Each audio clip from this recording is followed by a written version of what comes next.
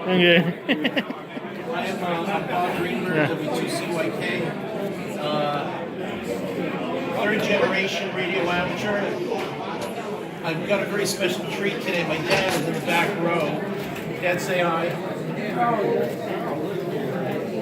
Marty's the second generation, and my son Jesse is the fourth generation amateur radio operator. So, special treat to have Dad here today. He's never actually seen me get up in front of a group before, so no pressure.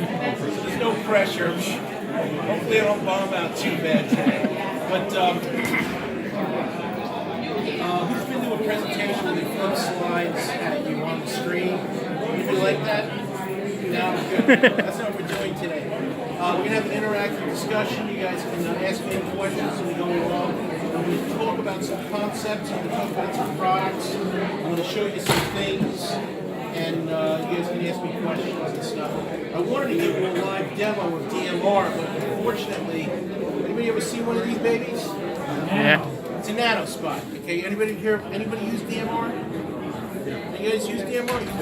This is called a hotspot in the DMR world, and it's like a micro repeater.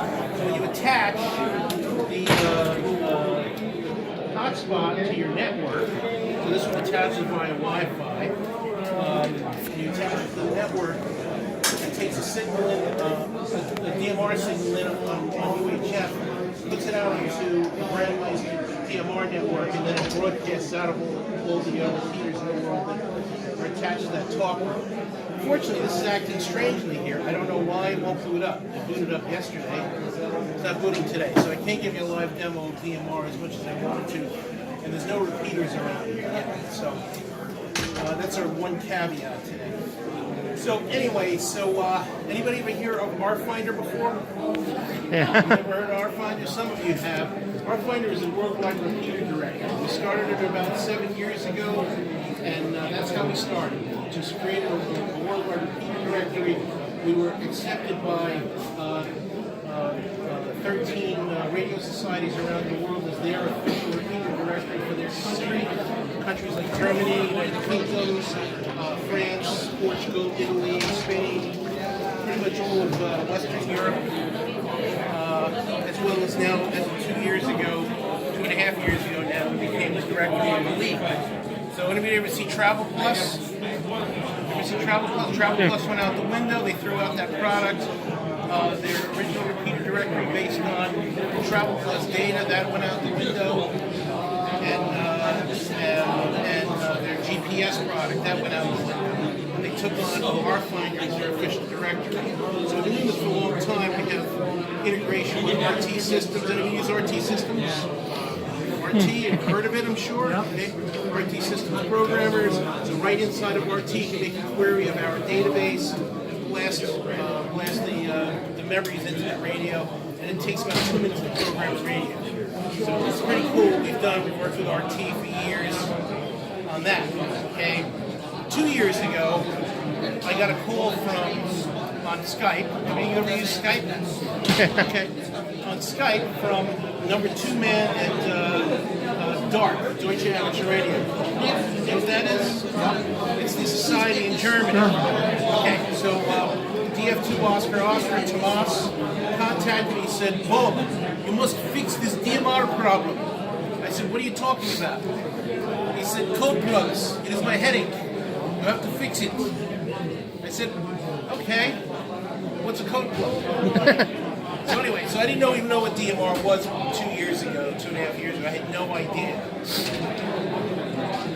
2 Aprils ago. I had no idea what it was. But since then, apparently, I've become like a world expert at DMR. So immediately, I tried to fix the code plug problem. You guys know what a code plug is? Who does not know what a code plug is? It's okay if you don't, okay? A code plug is simply a piece of data that gets pushed into your DMR radio. Do you have a DMR radio? Who has a DMR radio? What do you got? I just bought one. You got a 2017 a dual band. What do you got? I got a CSI. A Connect Systems. Okay. Which one? 750. 750. So you know what a code plug is. You have to write a code plug. Now, like going. code plugs. Are you able to import data? Or do you have to manually type everything in? You have to manually type everything in. So creating a code plug is a very complex, pain in the ass, very tedious process. It's terrible. And like, let's say, where are we, Middletown? Middletown. Yeah. Let's say we program a radio for DMR for the Middletown area and even down to New York, okay? If we take that radio and go to Dayton, the Dayton Hamfest, it is now a brick. It will not do anything. Nothing. You can turn it on and it will do nothing. Okay? Why? Because it has to be programmed for the area you're in. Because DMR was originally oriented towards commercial, not towards amateur radio operators. Okay? So I know you guys are way too old to remember crystals. Way too young to remember crystals. Yeah. Right? So, International Crystal, Omar. exactly, Bomar, whatever. They used to make, what do we call them? Rocks. Right. Right? So they used to make the rocks for us. And radios were channelized. Okay? So even like if you look at a CB radio today, it's got 40 channels on it, right? That's what DMR has been like until we solved that problem. So and I'm going to talk about that a little bit more. But, so anyway, so Tomas brought me this problem. I started looking at it, and I looked at all the different radios. You have an MD 2017, you have a CSI. Who else has a DMR radio? Anybody? No? A DMR? Okay. Yeah, I just bought one, They so. all have different code plugs. Like the physical code plug is different. You can't take a code plug from a 2017 and stick it into a CSI.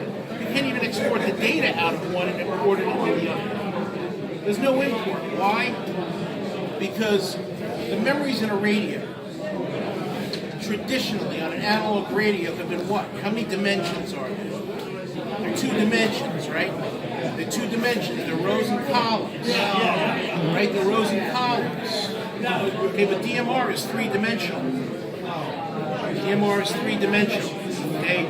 It's not just, I have a call sign on a frequency at a location with a PL and a DCS and whatever, right? It's not just that. It's I have a radio on a call sign on a frequency on a color code, and then behind that it has all these different talk groups and time slots that are configured behind that. So it's three-dimensional. So it makes it very hard for me to just import rows and columns, right? So it's a very manual process, and believe me. You guys have created code plugs, right? Is it fun? No, it's not fun. It's painful. Okay, so that's what our goal was to fix the pain, take the pain away, and really turn DMR into an easy, fun platform that takes us from the days of crystals, of rocks that none of you remember, and bring us into the days of VFO and phase lock fluid. Right? So that's what we did, okay, with DMR. So I looked at all these different code plugs. The Motorola ones were encrypted. I couldn't do anything with them at all. I tried to decrypt them. I did all kinds of things to attempt to decrypt them. There was nothing I could do. The 2017s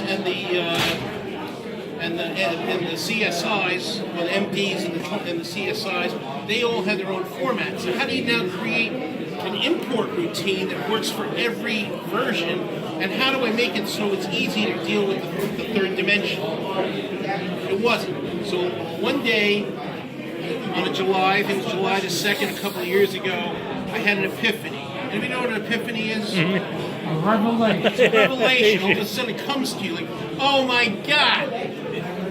I had a crazy revelation that if we created an Android-based radio, that we wouldn't need to program it. That it would just program it itself. Why? Because we already have the worldwide repeater directory, rfinder, which hopefully you guys will install on your phones before you leave today. Okay? We already had a repeater directory. Let's make it work inside the radio. So I started experimenting with different things, and I came up with, like I took a mobile radio that had Bluetooth programming, and I tried to have the app program the radio. That didn't work so well. then I was like, wait a minute, what if I had an HT that was based on a... And I started Googling in China. And it turned out that the companies were starting to make cell phones that had 440 DMR radios built in. So I started looking at them, and anybody ever hear of DMR Tier 1 and Tier 2? Okay, they were all Tier 1, except for one. The company that manufactures this for us had a Tier 2 DMR, which is what we needed.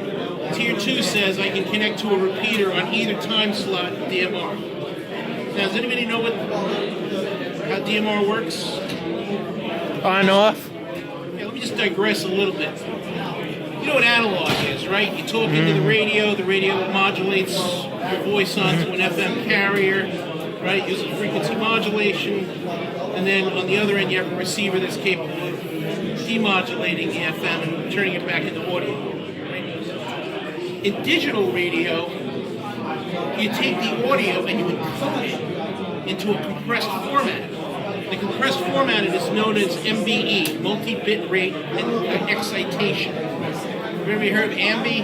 AMBI 3000, AMBI, okay? AMBI 3000 is used in almost everything that is digital radio oriented. So for instance, have you ever heard of P25? AMBI. Have you ever heard of D-Star? AMBI. Have you ever heard of C4FM? The Acer System Fusion? AMBI. Have you ever heard of SatPhone? AMBI. Have you heard of NXDN? AMBI. Okay, they're all AMBI-based audio compression. Okay? What is that? Is that AMBI? AMBE. Oh, AMBI. Excitation. Advanced multi-bit rate excitation. AMBI. Okay? So, all these different platforms use the same codec, the same compression algorithm for compressing the voice into the radio. Okay? And DMR happens to do it using a protocol called TDMA, which is time division multiple access, TDMA. TDMA says I can have two slots, both transmitting at the same frequency. How many conversations can you have on analog? One. How many conversations can you have on DMR? 2. Okay, 2. Okay, how the hell can you do that? What kind of crazy magic is that? What are we time slot? Time slots, right? So if you listen on an analog radio and you listen to a DMR signal, it will sound like pulses. What that is each time slot transmitting. The radios, through some kind of crazy magic, have a way of synchronizing. And if I transmit at the same time as you, and I'm on slot 1 and you're on slot 2, we will exactly transmit in between each other, so that we can have two conversations on one frequency. It's cool, right? It's craziness. It's crazy magic. It's like, how do you do that? I don't know. That's how they do it. Okay? So on a repeater, right, we have an FM repeater. How many conversations can we have? One. On a DMR repeater, how many conversations can we have? Two at once, through the magic of TDMA. 2 at once. Okay? So when I transmit on slot 1, if you transmit on slot 2, we both get in between each other, both get our voice up onto that machine. Okay? Now, there's like 4 encoding pieces of DMR. One's called the color code. Think of that like the PL for the machine. That's the PL for the machine. Just think of it like that. Mm-hmm. It's a number from 1 to 15. Okay, that's what it is. Okay? From anybody, for any reason, they try to transmit on a repeater, you know, in both time slots, and somebody's going to start yelling at you for saturating the repeater and the network. As a matter of fact, they may block your ID right now. They probably will block your ID. So it's not a good idea to use a single slot radio. How do you know if it is single slots? Oh, it'll say tier 1. Oh, okay. Say tier 1.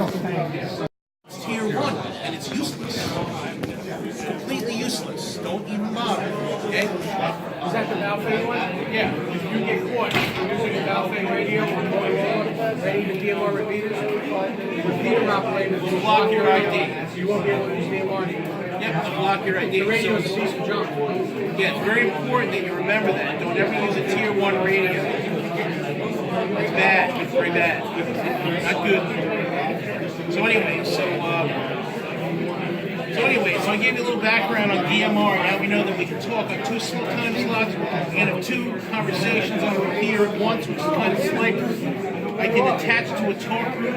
There are many repeaters attached to that talk group. I have ways of monitoring what is going on the network. You can go on the internet and search for DMR space NetWatch, and you can see what's going on DMR mark machines. Then you can go to the home line of Brandmeister, and you can see what's going on the Brandmeister network. Tell us the difference. Okay, there's two different major camps in DMR and amateur radio. There's the DMR mark, that's the Motorola folks, and then there's the Brandmeister. Brandmeister is really kind of an open thing that was created worldwide. Okay, DMR mark. Let's go back to the old thing I said a few minutes ago. Crystals versus VFO.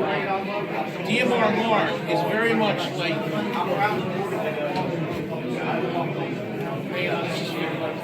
we done? DMR mark is like having crystals. It's channelized. This machine is capable of doing these talk groups on these time slots, and that's it. Brandmeister is open up any talk group you want on any time slot. You're a ham. Pretend you got a VFO. You have a VFO. You can get on any talk group on any time slot. And that's true for hotspots also. So a hotspot works the same way as a Brandmeister repeater in that you can get to any talk group in any time slot through these babies. Okay? Same thing. So, around here, for some reason, most of the machines are DMR marked. In the Northeast, people seem to like DMR marked. People put the machines up. They're from the Motorola camp, and they want to have, this is how we control it, and this is what it is. In the rest of the world, it's mostly Brandmeister. You know, I have this cool job now doing this, and I get to travel all over the world in parts of Alabama.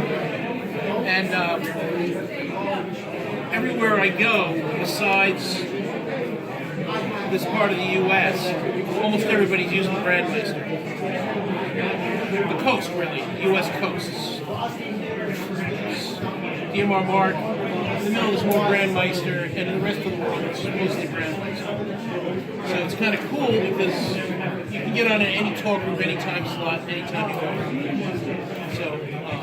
So that's kind of fun. So it's DMR and Brandmeister. DMR mark. DMR. DMR-MARC. In fact, you would go to DMR mark to get your DMR ID for amateur radio. You go there and you register and you get your own DMR ID. Because every radio has to have your DMR ID in it so that when you transmit, they know who you are. You know that you're a licensed ham and you know that you're on the network. Okay. So, going back to the story of how do you fix the code plug problem? So, we took a look at it. I had the epiphany one day. I talked about the epiphany of an Android-based HT, and I found this manufacturer in Shenzhen, and I started having them customize radios for us, for amateur radio use, because theirs was very much in the Chinese. How are we going to make a radio for the Chinese market? Because they have a gigantic market. They're huge. The market's huge. Okay? So we worked with them to customize the device, customize the ROMs. We came up with a ROM is really meant for speakers other than Chinese and has features in it that would be palatable for radio amateurs. Okay, and that's what we came up with. So this is the second model. The first one was an H1. I considered that it was really a prototype. It was very large. It was gigantic, actually. and had a very big battery in it, and a nice size screen in it, and ran rfinder, the Worldwide Repeater Directory app on it. And rfinder was the control unit for the control software for the radio with the inside. And that's how we solved the problem. So if I land at London Heathrow Airport, there's a DMR machine in the airport. All I gotta do is hit 2 buttons, and I'm on that machine. And actually, back in September, at the National Convention in the United Kingdom, I landed at Heathrow. I put a mag mount up on top of the roof of the rental car. I drove all the way up to Newark, England, and I just kept going from one machine to the next, to the machine, to the next machine, and I never had to program the radio to do it. It just detected my latitude and longitude, it displayed all the machines, showed it was FM or DMR, and it even showed me what tone groups were configured on those machines, and I just like would point and click all my way up from Heathrow up to Newark. Okay? About a month ago, I landed in Zurich. Switzerland. I had a meeting down in Varese, Italy. I drove through the Alps, straight south through the Alps, and DMR is used extensively in Switzerland. It's everywhere. They have pretty much every inch of Switzerland covered with DMR. So as I'm going along, I'm just switching from the next machine to the next. I'm staying on the same talk group and time slot, and I'm talking to the same people as I'm going down the road, switching from one machine to the next. Right? So I drove about 300 kilometers, never lost signal as I drove through the Alps. It was a beautiful drive, by the way. Very nice. So anyway, so this stuff actually works. It's really quite cool. I went from Varese to Montechiari, Italy, to the Italian National Convention. Same thing, all the way along. I was able to use DMR. I drove to Friedrichshafen. Everybody ever hear of Friedrichshafen? It's the Dayton of Europe. That's the Dayton of Europe, right? I drove up to Friedrichshafen. It wasn't for Dayton. Dayton's in Friedrichshafen is in another month. But I had a meeting with Airbus, because Airbus wants to use these babies as ground stations for emergency satellites. Why not? I can track the satellite with this. As the satellite comes up over the horizon, I can automatically change the frequency of the radio to that satellite. Perfect scenario, right? So, had a meeting in Friedrichshafen, all the way up to Friedrichshafen at work, flew over to Tel Aviv. I spent a week driving around Israel. They've got DMR all over the country. Same thing. Works perfectly. So when I tell you it works everywhere on Earth, it works everywhere on Earth. And quite frankly, one of our users said, "Yeah, you can't say you don't have code plugs." I said, "What do you mean?" He goes, "You have one code plug called Earth." One code plug called Earth. Yeah. One code plug called Earth. It just works. So anyway, so we've made a couple of different varieties of this. We have one that looks like an HT. It's called a K. Okay. This one's called a P. It's got DMR UHF radio in it. I mount this in my car. I have an antenna. I take this off and I have an antenna attached to it. So anyway. What functional differences between them? Well, it's a good question. This is actually the second generation of the M1. It has the same guts as this. So as soon as we came out with this, we put the guts from this in here. They have the same motherboard. They have the same exact motherboard, the same exact DMR transceiver.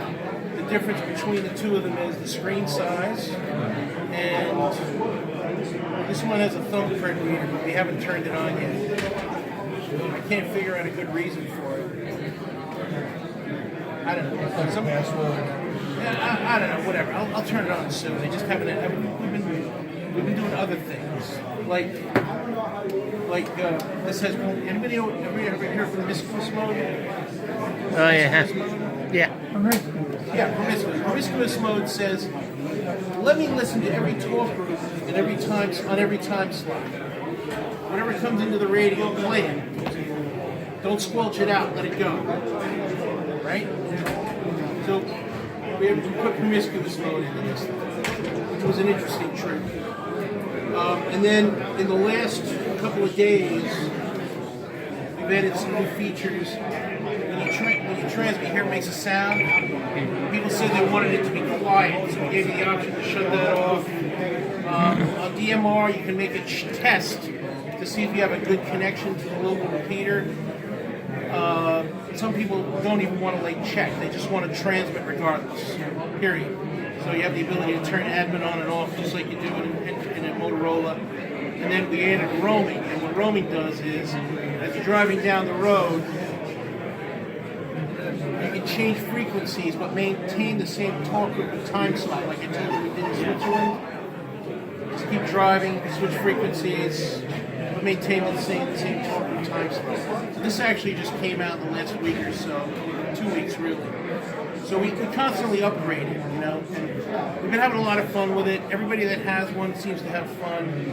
You have one, right? Yep, love it. It's great, right? It's great. I don't have to worry about programming programs.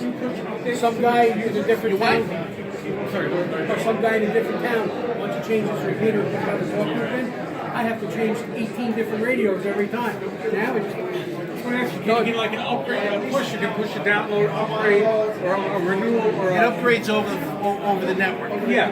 So yeah, that's what I'm asking. Yeah. Yeah, there's a function. You do settings, about phone, update remote. That's what I think. And it goes over the Wi-Fi and updates. Yeah. One question I just like to go. I've been watching your website and I've been watching what you guys are doing over there. Are the Android phones, is that a specific ROM you're loading in, or is it an app within Android? Well, it's both, actually. Okay. We manage the ROM and we manage the app. Okay. So I'm sure you know rfinder, Yes. the repeater directory. Yes. I'm sure it's on your phone. Yeah. And because most people have it. Yeah. So we've been doing development on rfinder for 7 years. When we started doing this, we took control of the ROM for the amateur community for the rfinder radios. So we do both. We actually make sure that You actually want custom stuff on it. oh yeah, we have custom stuff. There's on no Android marshmallow or jelly bean there, none of that. No, we customize. Okay. Yeah, we customize. So, but it's cool. We do really cool customizations too. No, yeah. Because I'm just not a big fan of Google and the way they take it. I'm not a big fan of them, but if you're running your own custom thing, that's definitely a lot better. No, it's a lot of fun. It's really great. And you'll see, do you travel at all? A little bit. Where do you go? Well, I go within the country, like Delaware. This country, Delaware. You'll have a great time because you never have to program the radio. Yeah. It just works. One of the things that takes the fun out of DMR and radio in general is having to program the radio all the time wherever you're going. Imagine just pulling your radio out no matter where you are on Earth. It just works. Yeah. Period. Yeah. And you don't need to think about, well, what frequencies do I have around here? Years ago, a long time ago, back in the 80s and 90s, I traveled around. I used to work for IBM. I traveled all over the world, parts of Alabama. And they would, I would have a radio with me, and I would have to manually, search for a squelch tail. And if I found a squelch tail, I'd have to try and figure out what the PL was, and then open it a pain in the butt, right? We don't have that anymore. It just works. So. How do you add new repeaters? How much? Well, that's a good question. If they're FM, then a user or the machine owner would say, oh, this new machine came up. Let me contribute it to the database. So they'll go to add.rfinder.net and they'll put in all the information about the repeater and submit it. And when we approve it, we look at the data because some people, for some reason, think that there's a 600 megahertz split on 2 meters. Right. I don't think so. 600 kilohertz, obviously. So we have to check everything and make sure everything's kosher and make sure that all the data's good, right? So that's one way. Another way is sometimes we get data from frequency coordinators, okay? And we have frequency coordinators not just here in the States, but all over the world, okay? So they contribute to us, and sometimes they contribute to us automatically. So for instance, Australia the next week or so will be automatic. France is automatic. England is automatic. Thailand's automatic. So they're all automatic. The If they make a change to their database, we get it automatically. But how does it get to the radio? Oh, the radio just updates itself Oh, automatically. the radio updates itself. Over Wi-Fi. Over the internet, over Wi-Fi or over cellular internet. So either way, it just automatically updates itself. You don't have to do anything, it just happens. You can force it, you can pull the screen down and force an update, that'll work. But usually it happens automatically. So anyway, 30-day trial. I just downloaded oh, cool. Thank you very much. Everybody, before you leave, should have rfinder on your phones so you can start getting familiar with it. Just install it in Google Play or in the App Store. Install it on your phones. Make sure you can see it, and you get a little feel for what we're doing, and you see that it's very point and What's click. the cost of On what? the rfinder app? The app is $12.99 a year. We make we take 30% of that and we donate it to the league every quarter. So we give money to the league. We also have an annual scholarship that we give away. A college scholarship. We try to give back. Give back to the community. Yeah. I notice traveling around like up and down 95, you don't get too many repeaters like you used to. Because everybody's on 440 DMR. That's why. Everybody's on 440 DMR. Why? Why is everybody on 440 DMR? Because it just works. And it's fabulous. Huh? No. And the cool thing is you can take an analog machine and attach a Raspberry Pi and a controller unit, an Arduino controller unit, and convert that over to DMR like that. That.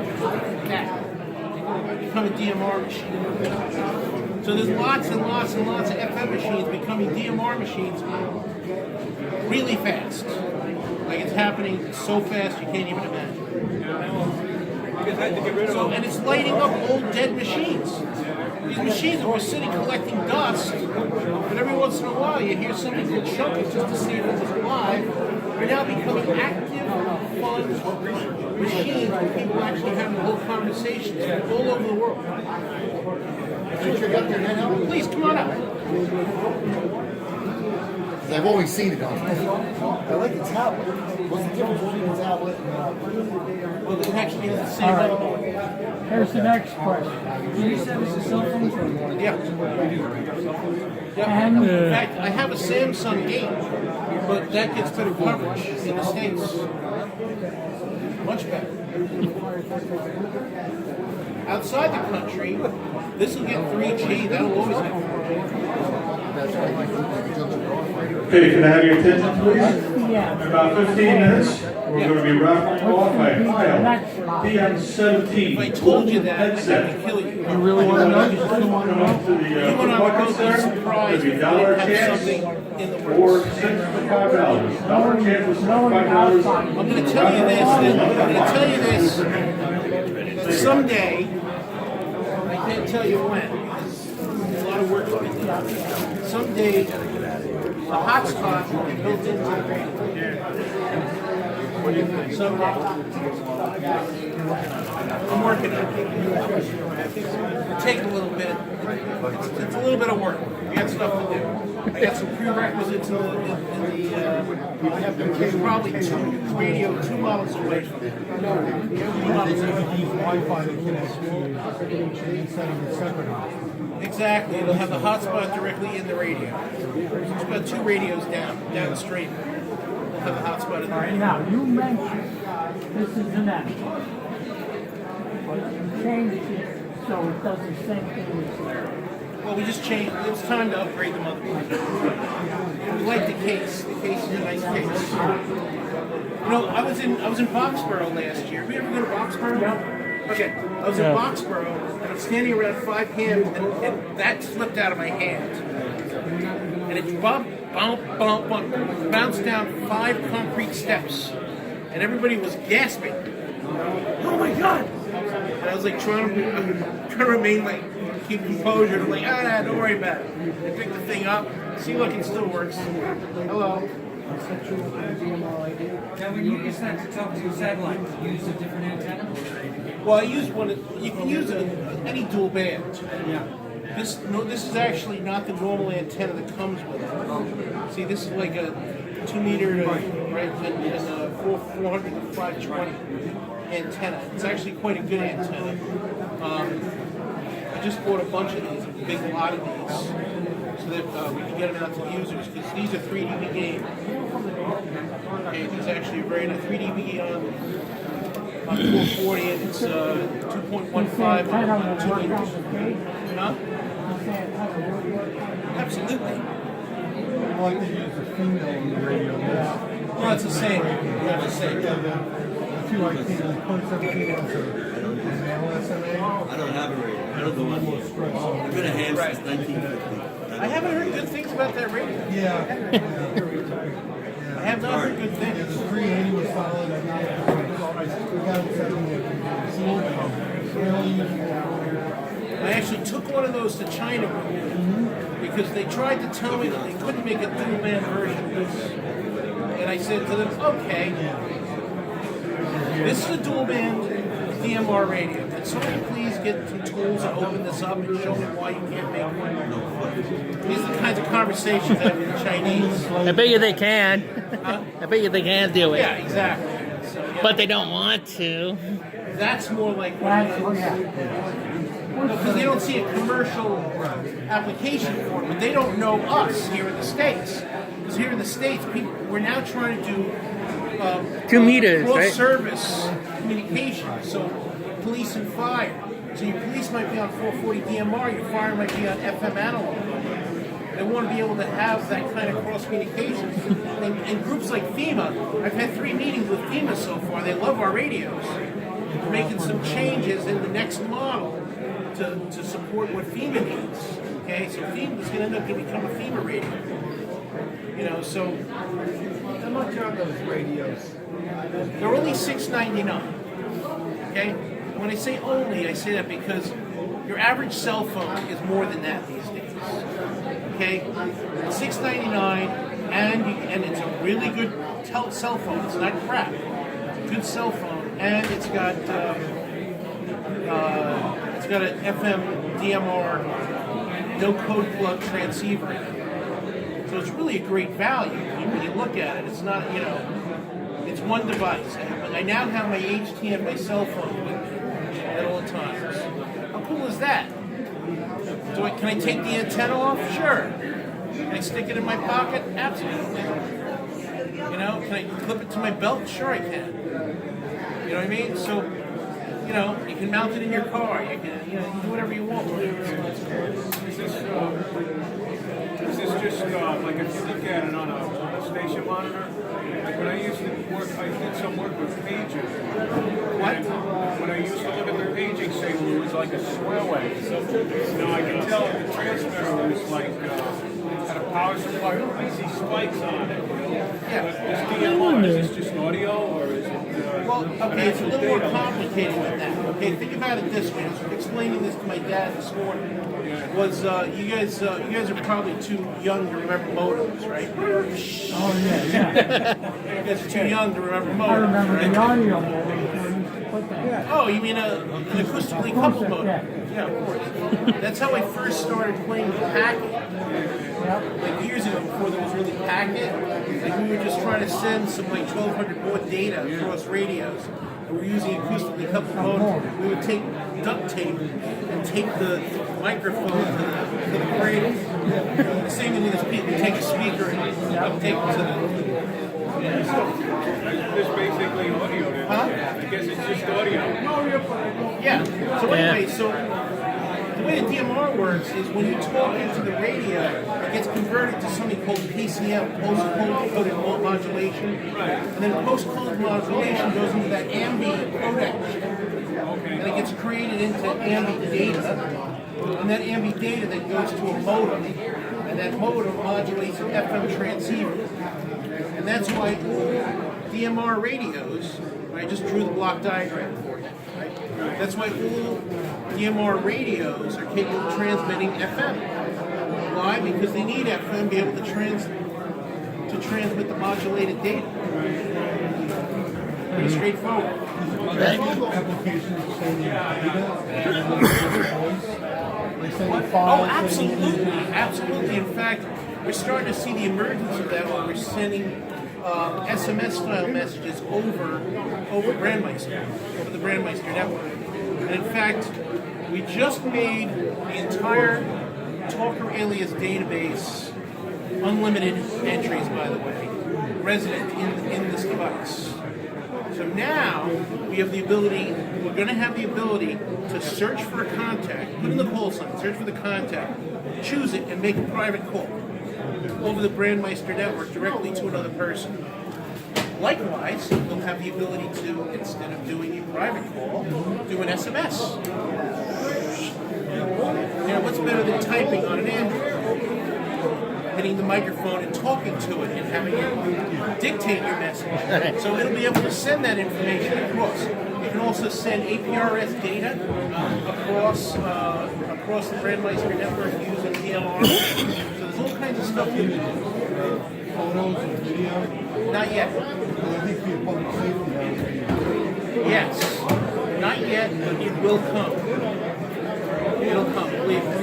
Right now we're trying to make it so that we can do like meaningful SMS across the network. And once we have that, then it's like, okay, once we have meaningful text messages, let's now do rich meaning across the DMR network.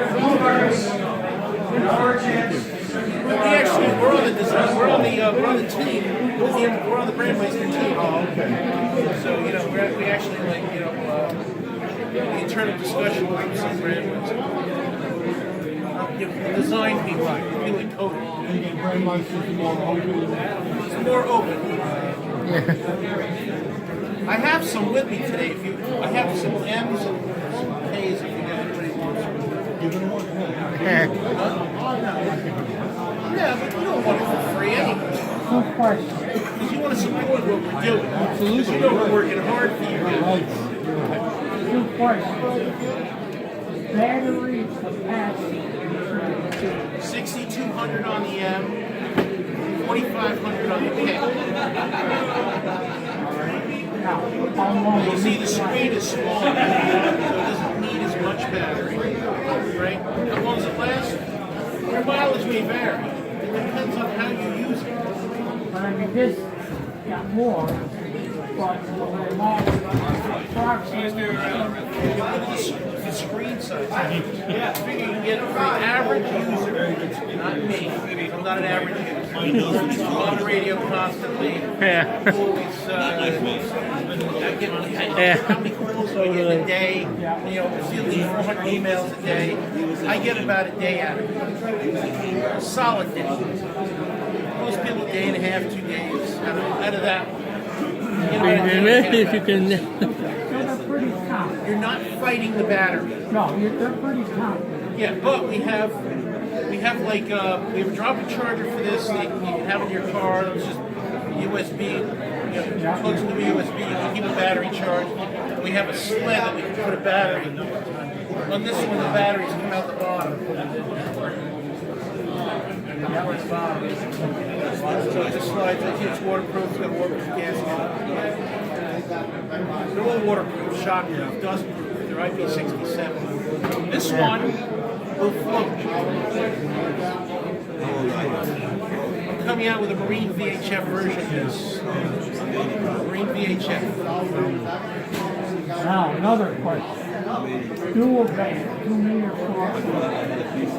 You and I will probably be very surprised if at some point in the future that we didn't have a dual band. Now the truth is, this radio is UHF, but I have a dual band antenna on here. I have not shut off the ability to tune out of the band. If you tune a 2 meter on this, you will hear it transmit. It won't be perfect. It's not like the greatest performance. Why? Well, what do you need between the PA and the antenna? You need a filter, you need a tank, right? Bruce You don't have a 2 meter tank K2ULZ, up here. please come to the You got a club fest. 440 Thank you. tank. As much as I've said to them, would you please make 2 tanks and wire them in parallel? Because RF's going to take the path of least reactance. Right. And they looked at me and said, how this. Right. Right I'm then. a ham radio operator. What do you expect? You Oh, don't know who we are. dude. Think of those gray boxes. Right, we had like a two, like a two band. He thinks we all have gray boxes. I know. I tell him we got satellite. That was the other thing. I said to him, look, when we do the dual band, I have to be able to go cross band. I need to be able to put the receiver on 2 meters, receiver on 2 meters and the transmitter on 440, so we can cross band for satellites. And then looking at me like, what are you talking about? No, trust me. There are repeaters in the sky. They take a signal in on 440 and they put a signal out on 146. And they're looking at me like I'm nuts. No, trust me, we have them. Right. So anyway. Well, thank you. Thanks a lot. So anyway, thanks a Do lot it, for man. coming, guys. Thanks. Want a card? Anyone want a card? Yes. Yeah. Here. Yeah, come on. That'd be good. Your dad's smiling. I didn't take Okay, Scott. This app, is this a free app or you're...